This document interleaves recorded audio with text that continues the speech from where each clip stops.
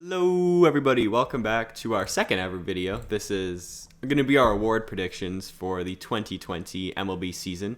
The 60 game season, in case you guys somehow forget or watching this in like 2021 or something. But yeah, we're going to talk about who we believe will be the AL NL MVP, the Cy Young, Rookie of the Year, and Manager of the Year. Also, I want to say this is recorded after the reliever of the years were announced. We were going to add them, but they were already announced, so can't really put them in there. By the time this goes up, those predictions they might have come out already. Who knows? Yeah. But yeah, we're recording this on the 28th of October, so just keep that in mind when we're talking. Yeah, hopefully, I plan to get this one out on Friday if I'm not doing anything. So I think that's the 30th. Okay. Yeah. Okay, so we're gonna start off with the. Let's go with the Manager of the Year to start because that's a good one to start with. Yep. Well, I think we should go AL then NL. Yeah, sure. Keep it like that. The whole video. So you go first. We literally just made an entire video talking smack about this guy in the World Series for pulling Blake Snell. But honestly, and I'm pretty sure everyone else has this, but Kevin Cash is probably going to be the Manager of the Year once again. He's the best manager in baseball, without a doubt. Maybe besides the NL guy who we have this year somehow. But Kevin Cash he's such a good manager. He knows what to do, except in the World Series apparently. But he got that Rays team, who on paper they don't look like the best team in the league, and they were the best team in the AL and second best team in baseball behind the Dodgers. And he just knows how to manage them. Like his pitching rotation is fantastic. His bullpen is what carries this team, and his offense just works. I don't know how it does, but it works. So the fact that you can have G-Man Choi as your leadoff hitter, who is a big guy and it's not usually your prototype leadoff hitter, and have a pretty decent season, right? Like, had Willie Adames had a breakout year. He sucked in the postseason, Randy though. Rosarena, who we all know who did that. He was a monster. He's going to be scary for years to come. Exactly. And you take the Rays' big three, if you want to call for their pitching. They're good pitchers, but they're not pitchers that when you mention MLB pitchers, they're going to come to your head. Tyler Glasnow, Blake Snell, Charlie Morton, and he managed them fantastically during the regular season. Yeah, like they're not Kershaw, Buehler, and Dustin May or Julio Urias. Like, yeah, right. So, and they just work. Everything clicks with that team, and I love how Kevin Cash manages them. And that's honestly what other teams want to do that too, which is he proves that you don't need money. You do need money, obviously, but you don't need to spend big bucks to have a good team. Oh, Yankees. Oh, sorry, my bad. Ooh, that one slipped. I wonder where that came from. Yeah. Okay. Who do you have as the NL? I think if you tell me at the start of 2020 that this team was going to be a playoff team, I would have said you are joking. It's got to be the Miami Marlins and Don Mattingly. Oh, it has to be. 100%. It has to be. They finished second in the East, in an East division that is normally pretty good, right? Mm-hmm. You have a roster that honestly might have a couple players who are actually MLB players. You're making a deal to acquire Starling Marte at the deadline. You trade Caleb Smith, who was your best pitcher, and you still make the playoffs. You gave the Cubs a run in the whatever you want to call that series, the three-game series there. Yeah, was it a wild card? I think it's called the wild card series. Yeah, you gave them a run. They beat them. Yeah, and plus for half the season, I think your team had Corona. Yeah. I guess I can't say that on YouTube. It's okay. We were not monetized, so you can say it. Yeah, your team was sick. Like at one point, you had, I think it was for 2 or 3 weeks, you had AA and AAA players in your starting lineup, and you were winning games. Yeah, I don't know how they did that. Like they started 7-0, like with nobodies on their team. They had didn't they have a speed skater playing second base for them or something? Yeah, they had like a professional speed skater at one point who was in the Olympics, and now he switched to baseball. Yeah, which is a fantastic story. Honestly, what's next? They're gonna call up Tim Tebow, get him to play. Like who knows? I bet you if they had Tebow on that team, he'd be hitting bombs. I mean, had him in an MVP candidate. Honestly, I don't know what he did with this team, but it worked. He's Don Mattingly sprinkled some magic, and we're in Canada, so we don't get all the Marlins games, but we get to see some games on TV. And the games I've watched, he managed the pitchers well. had a lineup who is not necessarily dangerous, but put them in spots to make them dangerous, and was good with the bullpen. Like, and it showed. They finished second in the East and had a pretty good wild card series. Yeah, and I'm surprised they beat the Cubs in the wild card series and made it to the NLDS, which nobody expected them to do. So Yeah, I got to give it to him too. He was fantastic. yeah, no. All And right. like I said, if you told me at the start of 2020 that the Miami Marlins, were gonna be a postseason team, I would have said you are high. Oh yeah, I'd been like, you're crazy. Like they're You're coming crazy, last. man. They're coming last. All right, so we're gonna move on to the Rookie of the Year categories. Once again, starting off with the AL, and I have two picks for this one. I'm pretty sure everybody knows who it's gonna be, but the two picks I have is Luis Robert and Kyle Lewis. Both, I mean, Luis Robert had a ton of hype coming to the season. He was pretty much, what was he, like fifth on the prospect ranking? I think he was, maybe even higher, Fifth or third. and pretty much he was supposed to be like Mike Trout 2.0, but he didn't hit as well as Mike Trout. But there really wasn't the greatest rookie class in this season, so I have to put him on here. His slash line was that he hit 233 with 11 home runs and 31 RBIs, which isn't bad for a 60 game season. Obviously, you want the batting average to go up. It wasn't that high, and his on base percentage was only 302. So a lot of players did hit higher than him. He had a 436 slugging and a 738 on base percentage, which is respectable, but not amazing. But I have to say the one who I believe will win Rookie of the Year for the AL is going to be Kyle Lewis. He was pretty much the breakout star for the Seattle Mariners. Um, he had kind of similar like slash line numbers towards Luis Robert, except his batting average was about 30 points higher. He hit 262 with 11 home runs and 28 RBIs. So the home runs and RBIs are literally pretty much identical. But his on base percentage was 364, slugging was 437, and his OPS was 801. So it was a lot better than what Luis Robert was. So I got to give the AL Rookie of the Year to Kyle Lewis. Yeah, just piggybacking off that, these are two guys that are going to be studs in the next couple of years. I mean, Lewis is going to be a foundation there for Seattle, who is in a full rebuild right now. Um, and Robert is going to be a stud for the White Sox team that is really dangerous. And the one thing about these guys that you forgot to mention is that they can both play the outfield well. They cover ground, they're fast, and both have good arms. Oh yeah, yeah. Aren't they both center fielders? Like it's kind of cool. We Yeah, get I think they are two both center center fielders who fielders. are really good I like know that in the Lewis same is rookie for class. sure. Yeah, I think yeah. I Robert think Robert is sometimes too. plays left. I mean, yeah. I think he's starting to play center more, but I'm pretty sure he's the planned center fielder for the future for the White Sox. Yeah, no, I agree. I agree. I think by next year, assuming everything's kind of back to normal, um, they're gonna have he's gonna be the full time guy there. And you also got to mention, these guys put up those kind of numbers in shortened season with a shortened training camp. Yeah, 11 home runs is in 60 games is pretty good. Yeah. And I guess for the NL guy here, we're gonna go with the Padres rookie Jake Cronenworth. Hmm. Um, Second baseman. I'm gonna be honest. Going into the season, I had no idea who this guy was. Never heard of him before. Didn't know he existed.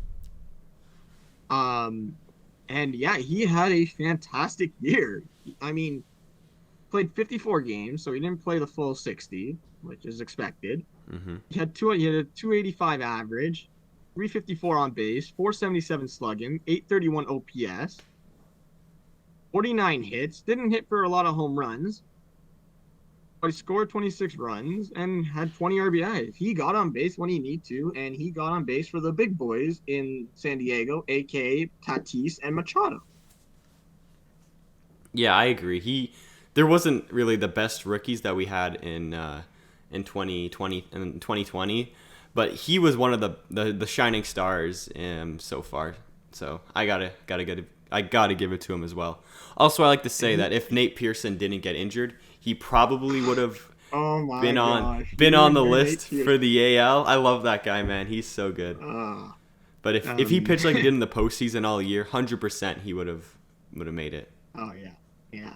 Yeah. That's a Separate yeah, video. I think just another word note here about Jake here.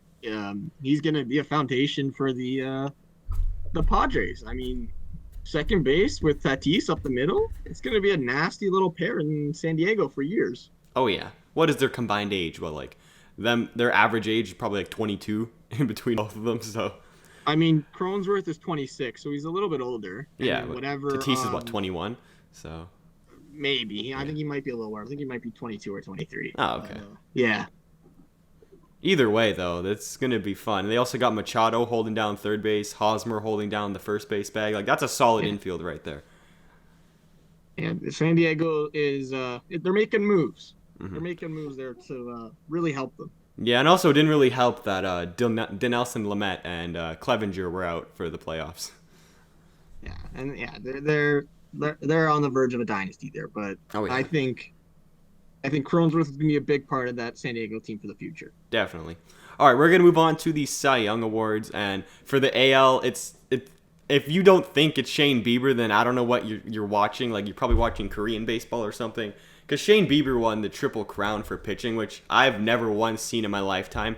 I don't know if he's the only one to ever do that also, but he was phenomenal. And luckily, I had him in fantasy this year, and he ended up helping me win the championship. I literally went undefeated in fantasy. But he was phenomenal. Oh my God, you're a fantasy team. Don't even start. I'm insane. My fantasy team was disgusting. So Shane Bieber, he led the league in ERA with a 1.63. He led the league in winning percentage at .889. He also led the league in strikeouts with 122. He led the league in ERA plus, FIP, hits per 9, and strikeouts per 9. He was absolutely insane. And if he somehow doesn't win the MVP or like the Cy Young, if not the MVP, then I think I might stop watching baseball at this point because these analytic people don't know what they're talking about. He was amazing. So I just Googled last time a pitcher, I guess, pitching person, whatever, won a Triple Crown was 2011. Oh, really? And there was actually two of them that year. Seriously? In both the AL and the NL. Yeah. Do you wanna take a guess who won them? I'll give you a shot. All right. So I'm gonna guess Verlander and Roy Halladay. Close. It was Verlander for the AL. Yep. And the NL was recent World Series champion Clayton Kershaw. Oh, I was gonna say him, but I wasn't sure. Yeah. What? They both won the Triple Crowns. They both won the Triple Crown that year. Which Wow. It hasn't been done in, what is that, 9 years if I'm doing the math right? That's crazy. I didn't even know that they both won the Triple Crown back then for pitching. I thought, I didn't know. I thought it was longer than that. But Oh, yeah. Me too, honestly. Yeah, man. Both Verlander and Kershaw, they're old farts. So they need to retire. I'm kidding. But poor Verlander's getting Tommy John, so he'll be out for a while. Was 2011 with the same two people won it, Kershaw and Verlander. Yeah. So it's proven that he should win, going back on history. Yes. If he doesn't win, then as I said, I'm probably gonna stop watching baseball. Oh, it would make a good video though. Oh yeah. Who else who even was good? I don't even know. Like, you're gonna put Ryu in there? I don't think so. I don't know who you can put, to be honest. Yeah. For the AL. But yeah, NL. There's a lot of people you can mention for the NL. You can go Sonny Gray. Why am I blanking on another one you can have? But I can't think of one. Sonny Gray is another one. Sonny Gray is the one I thought of. But I guess you can always throw Bueller in there. Always throw Kershaw, right? You also have DeGrom. He's a candidate all the time. Yeah, there's a lot of players you can go with. Jack Flaherty is really good, but I think it's got to be the social media man himself, Trevor Bauer. Oh yeah. And I'm making a bold prediction right now, Chris. What do you think? Trevor Bauer is gonna sign with the Angels. Oh, I don't know. I think he's gonna sign with the Blue Jays. I think we're gonna pay him all that Rogers money. All that Rogers money? Oh yeah. I mean, I would love to see him with Mike think, Trout, but I think he should be a That's Blue Jay. what I think. I think he's gonna go play for Mike Trout, and he's actually from. He's from Hollywood, so he's pretty close to Anaheim. Oh, as long as he doesn't go to the Dodgers, I'm okay with that. And Yeah, but his season this year was nasty. I mean, a 1.73 ERA. Uh, we had two complete game shutouts here. Like, do I need to go more? 73 innings pitched. He only gave up 40 hits, Oh which is my. really good. Only gave up 17 runs. Like, and of those 17 runs, 14 of them were earned. And that's Hmm. on a Reds team where their bullpen is not the best. Yeah, So I agree. it, I it, have it to. should be Trevor Bauer. If it's not Trevor Bauer, maybe Sonny Gray. But if it's not those two guys, I don't know who you give it to, I give unless it I'm to missing someone DeGrom if very it's not obvious. Bauer. I guess DeGrom's always a shot too. Yeah, I Hmm. forgot about DeGrom, We didn't which even is kind mention of embarrassing. we didn't even mention Garrett Cole for the AL Cy Young. That sucks. Sorry, Yankee fans. No, yeah, Cole and Bieber outpitched him. I'm sorry. Oh yeah, I mean yeah, I think everybody can agree to that too. So yeah, we're gonna give it to Degrom, not Degrom, to Bieber Bauer, and Bieber and Trevor Bauer. Bauer. All right, now for MVP predictions. This is the big one. And This is also, quick note before you go, Trevor Bauer, if you're hearing this, big fan, would love to collab. and sign with the Blue Jays. Okay. All right, so MVP predictions. So there's quite a few who we can go for the AL. Obviously, we have Jose Abreu. He was fantastic. There's always going to be Mike Trout. He's always lingering in that MVP candidate. All these Yankee fans are saying DJ LeMahieu and Luke Voigt. One led the league in batting average, one led the league in home runs, and I think probably slugging percentage. But honestly, I'm going to go with none of those guys, and I'm going to stick with the Cy Young Award winner, Shane Bieber. He was phenomenal. You already know his stats, and I haven't seen someone pitch this well in a long time. So I got to give the MVP to Shane Bieber, though I do think Jose Abreu and Mike Trout are very close to it. Like, Jose Abreu hit fantastic. He hit 317 with 19 home runs, 60 RBIs. He led the league in hits, RBIs, slugging, and what is TB? I don't even know what that is. In total TB? bases. Yeah, in total bases. Mike Trout, he obviously is Mike Trout. Everybody knows how good he is, but he didn't have any league leading stats this year, and he never usually does. He usually just has like a combined average of like top 2 or 3 stats per season. Also with his like absolutely phenomenal OPS, and he just had just under 1,000 OPS this year. With he hit 281 and 17 home runs, so not as good as Abreu. But you got to stick with Shane Bieber here. He led the league in how many? 1, 2, 3, 4, 5, 6, 7, 8 in 8 different categories of pitching, which is unheard of. So I got to give it to him. Shane Bieber And is my pick. I think another thing you're forgetting is I have no idea if to take this into consideration, but they should because it's MVP and Hmm. it's most valuable player, which means your player is a total package player for what they do. Um, Bieber's really good at fielding. If we can find the clip, we'll show it. But I'm pretty sure he makes like a jumping snag on a comebacker to him and then throws the guy out at first. Oh, really? Right? Like he's not a pitcher who can't field. Yeah. So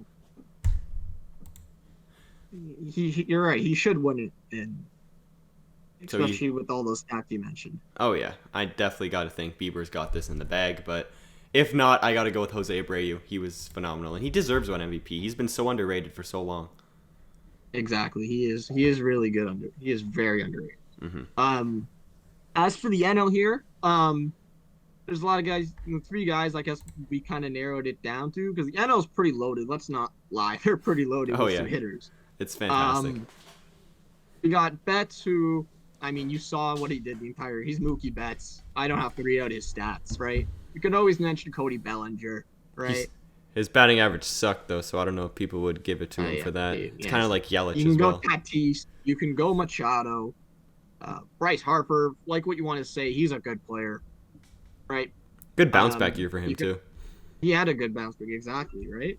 Juan Soto, he missed the first 2 weeks because of the sickness, but he tore it up towards the end of the year, hitting 351. Might I add you? That's I crazy. think I know. I think I'm going with and a first baseman, Freddie Freeman. Fun fact, has Canadian roots, so I'm a little biased. Yes. But incredible year.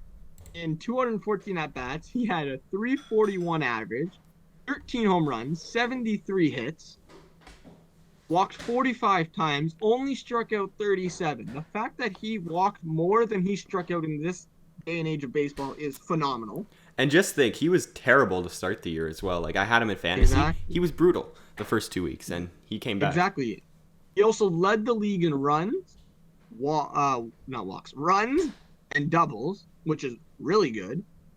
On top of that, he had a 462 on base, 640 slugging, and 1.102 OPS. There's not much I need to say. Those are MVP numbers. Yeah, I think the only one with a better OPS was Juan Soto, and that's because he played less games. Yeah, if it's not, and plus you gotta remember too, I'm taking into account defense in MVP, which I think they should. I'm not sure if they do. If someone can let me know in the comments if they do or not. Mm-hmm. But Freeman's a really good defender. Some of the picks he makes and some of the stretches he has, he bails out his infielders. Mm-hmm. Kind of like G-Man Choi. Oh, that's splits by G-Man Choi in the World Series. Fantastic. Whoa. Yeah. And also, don't G-Man forget, Choi. before the season, Freddie Freeman had La Corona. So he was a little off in the beginning of the year, like we said before. But also, so does Soto. But he missed time during the season. So I got to give it to Freeman as well. Yeah. I think if Freeman didn't have the wonderful sickness, Mm-hmm. And Soto was healthy for the full year, we might be seeing probably one of the best MVP candidates when you compare it to like a regular season, I guess, ratio Oh, yeah. in years between those two players. I 100% agree. Maybe next year Soto will have it if he plays a full 162. If we get 162, like I think he's probably my MVP prediction already for next year, but who knows? I would have to disagree. I think I gotta go with Betts. Oh, Just yeah. because Soto's defense is not the greatest. That's true. And that's if they take fielding into accountability. Yeah, please, someone let me know because I'm actually really curious if they take defense into. I really don't know either. They probably say they do, but they really don't.